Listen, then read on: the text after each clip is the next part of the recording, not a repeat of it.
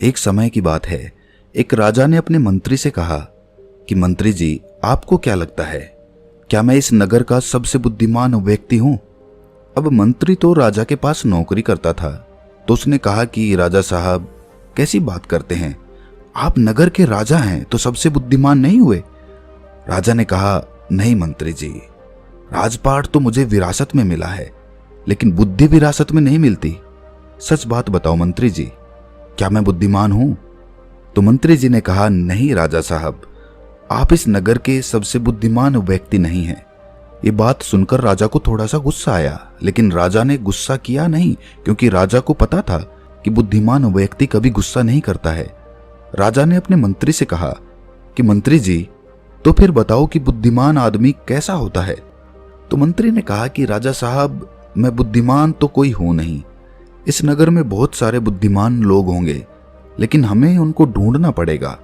तो राजा ने कहा कि ठीक है, इसमें ढूंढने की क्या जरूरत है, हम यहाँ के राजा हैं, आप नगर में ढिंढोरा पिटवा दीजिए कि जो बुद्धिमान आदमी हो वो हमारे राज्य में आ जाए, उसको राजा साहब बुला रहे हैं।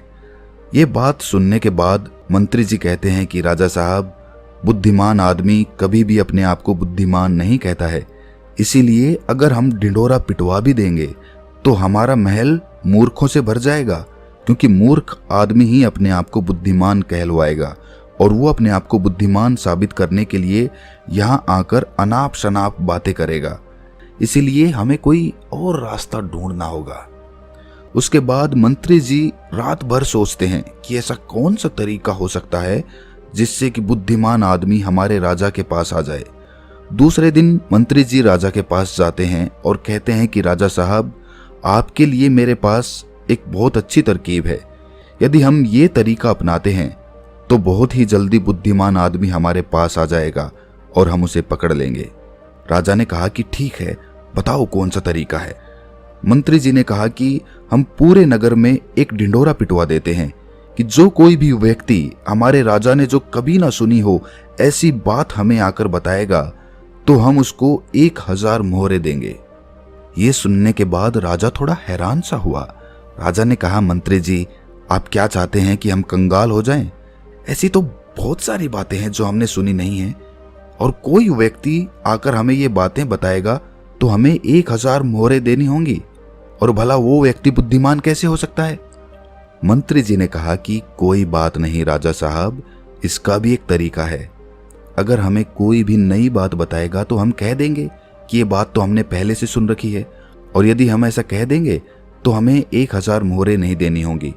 लेकिन जो बुद्धिमान आदमी होगा वो हमसे कोई नई बात नहीं करेगा, बल्कि वो आदमी मोहरे पाने के लिए कुछ ऐसा तरीका अपनाएगा कि हमारे पास कोई और रास्ता ही नहीं बचेगा, और हमें वो 1000 मोहरे देनी ही पड़ेंगी।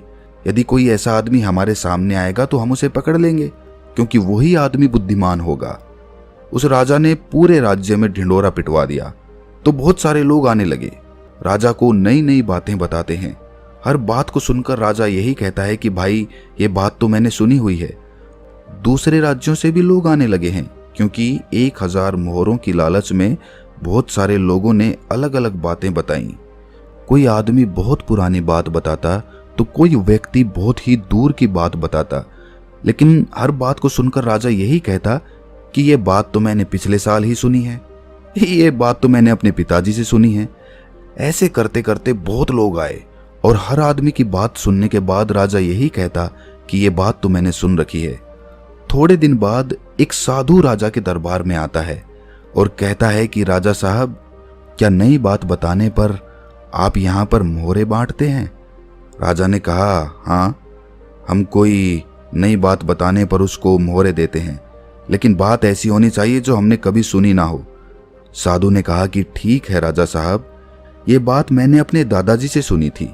मेरे दादाजी बताया करते थे कि हमारे परदादा के पास बहुत ज्यादा धन था, और आपके परदादा जो पृथ्वी सिंह थे वो यहाँ के राजा थे। लेकिन एक बार ऐसा हुआ था जो शायद आपको भी पता नहीं होगा। पृथ्वी सिंह जी जब यहाँ के राजा थे उस समय हमारे नगर में एक अकाल पड़ा था, जिसके अंदर लोगों को बहुत ज्यादा नुकसान हुआ और राजपाट में धन की कमी हो गई थी, और मेरे परदादा के पास बहुत ज्यादा धन था, और आपके परदादा ने मेरे परदादा से 2000 सोने की मोहरें उधार ली थीं। मेरे परदादा जी हमेशा कहा करते थे कि यदि पृथ्वी सिंह जी मेरे पिताजी को 2000 मोहरें लौटा देते तो हम कभी गरीब नहीं रहते। अब देखो ना राजा साहब, मेरे परदादा जी ने आपके दादाजी की मदद की, इसीलिए हमारे परदादा गरीब हो गए। फिर हमारे दादाजी भी गरीब रहे, हमारे पिताजी भी गरीब रहे और मेरा भी एक गरीब परिवार में जन्म हुआ और इसीलिए मैं साधु बन गया। मुझे पता था कि यदि मैं आपके पास आऊंगा तो आप वो मोहरें वापस तो नहीं देंगे, क्योंकि आपने वो बात सुनी ही नहीं।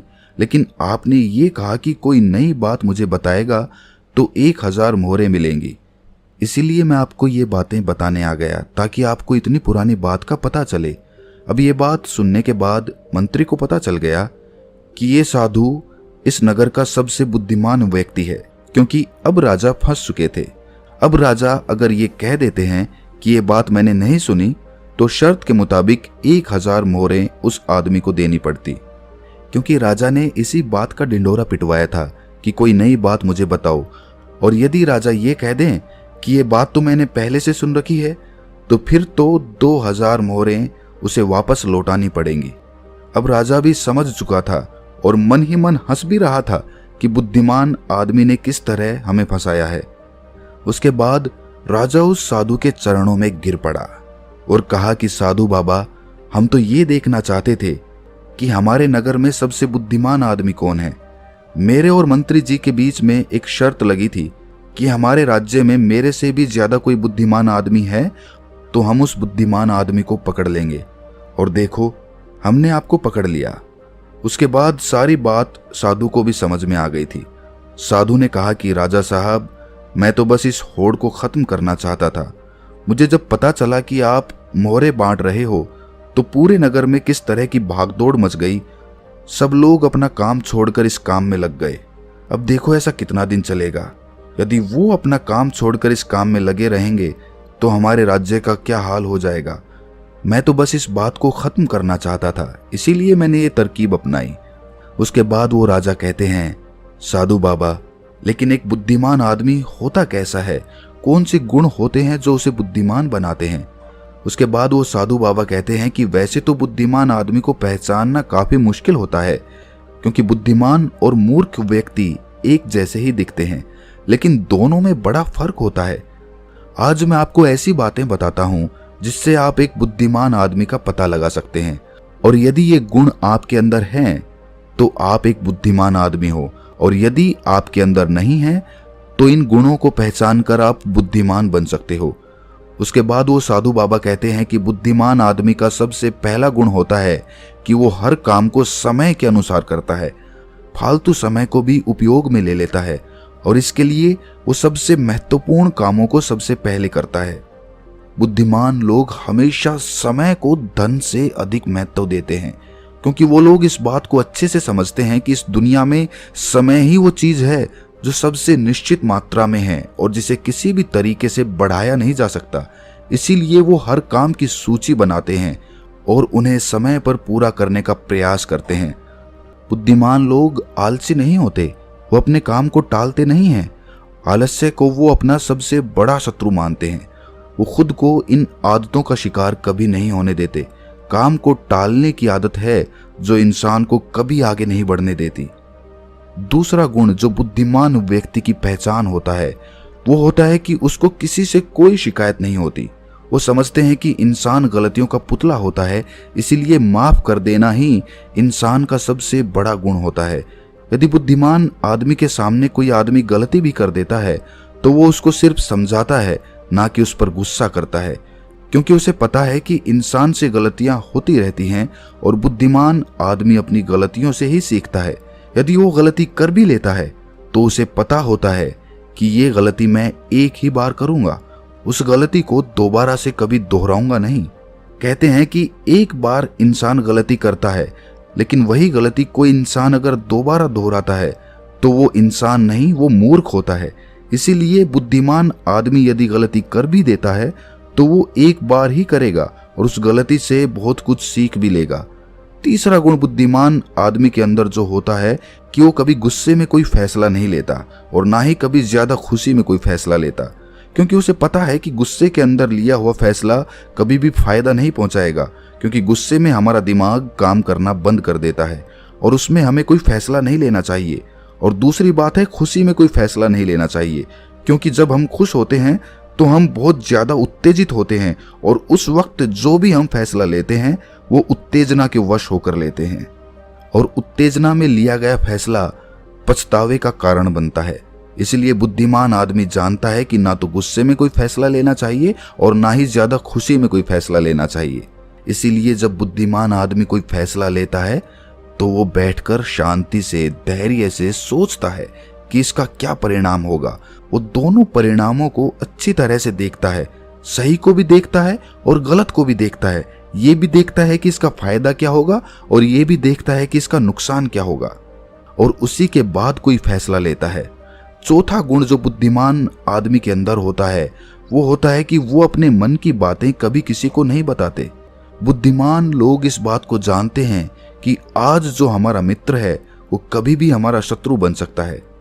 वो अपनी व्यक्तिगत बातें, अपनी कमजोरियां, अपनी ताकत किसी के सामने नहीं बताते, लेकिन ज्यादातर लोग अपने मन की बातें, अपने घर की बातें, ऐसी बातें जो दूसरों को बतानी नहीं चाहिए, उनको दूसरों को बताते रहते हैं। उसके बाद वो उन्हीं बातों की वजह से फंस जाते हैं, उन्हें दुख मिलता है, धोखा मिलता है, फिर वो उस परेशानी में पड़ जाते हैं, दूसरे लोगों को दोष देते हैं। इसीलिए बुद्धिमान आदमी ऐसा कभी नहीं करता, क्योंकि उसे पता है कि घर के भेद या अपने भेद दूसरों को बताएंगे तो इससे हमारा ही घाटा होगा, हमें ही नुकसान होगा। पांचवा गुण जो एक बुद्धिमान आदमी के अंदर होता है कि वो सब लोगों से बातचीत करते हैं। ऐसा इसीलिए करते हैं ताकि हर किसी का तजुर्बा सीखने को मिल जाए। इस बात को समझते हैं कि किसी भी क्षेत्र का सफल आदमी सिर्फ कुछ ही मिनटों में उन्हें वो बातें बता सकता है जिसे सीखने में उन्हें सालों लग जाते हैं। एक बुद्धिमान आदमी सफल व्यक्ति के साथ साथ उसकी असफलताओं से भी सीखता है और उन सभी बातों पर अमल करता है जो उसके सीखने लायक होती हैं, क्योंकि एक व्यक्ति यदि अपने जीवन में सीखने की कोशिश करता है तो उसकी उम्र कम पड़ जाती है। ये चाणक्य ने भी कहा है। इसलिए हमें दूसरे लोगों से सीखना चाहिए, उनके अनुभवों से सीखना चाहिए, उनकी सफलताओं से भी सीखना चाहिए और उनकी असफलताओं से भी सीखना चाहिए। छठा गुण जो बुद्धिमान आदमी की पहचान होती है वो ये कि यदि वो कोई भी कार्य शुरू करते हैं तो उस कार्य के पूरा होने तक किसी को भी नहीं बताते। लेकिन जो बुद्धिहीन लोग होते हैं वो काम शुरू करने से पहले ही ढिंढोरा पीटना शुरू कर देते हैं। उन्हें लगता है कि हमारी वाहवाही होगी और यही उनकी सबसे बड़ी कमी होती है, क्योंकि यदि हम किसी काम की शुरुआत करते हैं और पहले ही उसका ढिंढोरा पीट देते हैं तो बाद में उस काम के नाकामयाब होने पर हमारी बेइज्जती होती है। लोगों की नज़र में हम असफल आदमी की श्रेणी में आ जाते हैं, और यदि हम अपने काम को शुरू करते वक्त किसी को उसके बारे में बताते नहीं हैं तो काम पूरा होने पर लोगों को खुद ही पता चल जाएगा और वही लोग बोलेंगे कि ये आदमी कितना शांत है, अंदर से कितना अहंकार शून्य है कि इतनी बड़ी कामयाबी हासिल करने के बाद भी इसने कभी किसी को कुछ नहीं बताया। और यही लोगों की सोच समाज में आपको प्रतिष्ठावान बनाती है। सातवां गुण जो बुद्धिमान आदमी की पहचान होती है वो होती है कि बुद्धिमान आदमी कभी भी अपने आप को बुद्धिमान नहीं समझता। वो हमेशा शिष्य बनकर रहता है, गुरु कभी नहीं बनता, क्योंकि जब आदमी कोई गुरु बन जाता है तो उसकी सीखने की क्षमता खत्म हो जाती है। वो दूसरों को सिखाता तो है लेकिन खुद कभी नहीं सीख पाता। लेकिन एक बुद्धिमान आदमी कभी भी अपने आप को सीखने से रोक नहीं सकता। वो जीवन पर्यंत कुछ ना कुछ सीखता रहता है, क्योंकि दुनिया में कुछ भी सीखना हो तो हम छोटा बनकर सीख सकते हैं। बड़ा बनकर, अहंकार से भरकर, अपने आप को बुद्धिमान समझकर कोई चीज सीखी नहीं जा सकती है। इसके बाद वो साधु महात्मा कहते हैं कि इसीलिए राजा साहब आपने इतना अच्छा तरीका निकाला। एक बुद्धिमान आदमी को पकड़ने के लिए यदि आप सीधे ही लोगों को ये बताते कि कोई बुद्धिमान हो और हमारे राज्य में आ जाओ तो बहुत सारे मूर्ख लोग आ जाते, क्योंकि बुद्धिमान आदमी नहीं आता, क्योंकि वो अपने आप को बुद्धिमान मानता ही नहीं है। और ये बुद्धिमान आदमी का सबसे बड़ा गुण होता है। आठवां गुण जो एक बुद्धिमान आदमी में होता है वो ये कि बुद्धिमान आदमी अपने हर काम को ध्यान बना लेते हैं। बुद्धिमान आदमी को पता होता है कि दुनिया में कुछ भी संग्रह कर लो, यहाँ पर कुछ संग्रह करने जैसा है नहीं, क्योंकि मौत के बाद हम एक भी सुई अपने साथ नहीं ले जा सकते। इसीलिए वो ध्यान और आध्यात्मिकता को ज्यादा महत्व देते हैं। वो ऐसा तरीका ढूंढते हैं जिससे उनका हर काम ध्यान बन जाए। बुद्धिमान आदमी किस तरह अपने हर एक काम को ध्यान बना लेता है, उस पर हमने एक वीडियो, एक कहानी पहले ही बना रखी है, आप उसको देख सकते हैं। उस वीडियो का लिंक आपको डिस्क्रिप्शन में मिल जाएगा। 9वां गुण जो एक बुद्धिमान आदमी की पहचान होता है वो ये कि बुद्धिमान आदमी बहुत जल्दी उत्तेजित नहीं होता। चाहे कितना भी बुरा समय हो, चाहे कितना भी अच्छा समय हो, वो स्थिर बने रहते हैं, वो शांत बने रहते हैं, और यही उनकी बुद्धिमानी की सबसे बड़ी पहचान होती है। आम आदमी थोड़ी सी खुशी मिलने पर बहुत ज्यादा उत्तेजित हो जाता है, या फिर थोड़ा सा दुख मिलने पर बहुत ज्यादा दुखी हो जाता है, लेकिन एक बुद्धिमान आदमी जानता है कि समय हमेशा बदलता रहता है। यही समय की आदत है, यही समय की फितरत है। समय कभी भी बदल सकता है। अच्छा समय बुरा हो सकता है और बुरा समय अच्छा हो सकता है। इसीलिए वो दोनों पहलुओं को सोच के चलता है और दोनों पहलुओं से बाहर आकर उन पहलुओं को देख पाता है। तो दोस्तों, कैसी लगी ये कहानी आपको कमेंट सेक्शन में ज़रूर बताना, और अच्छी लगी हो तो इस चैनल को सब्सक्राइब करके कमेंट सेक्शन में अपनी राय या फिर जिस भी विषय में आप कहानी सुनना चाहते हैं उसके बारे में लिखकर हमें ज़रूर बता सकते हैं। तो मिलते हैं किसी अगली कहानी में, तब तक के लिए अपना ख्याल रखें।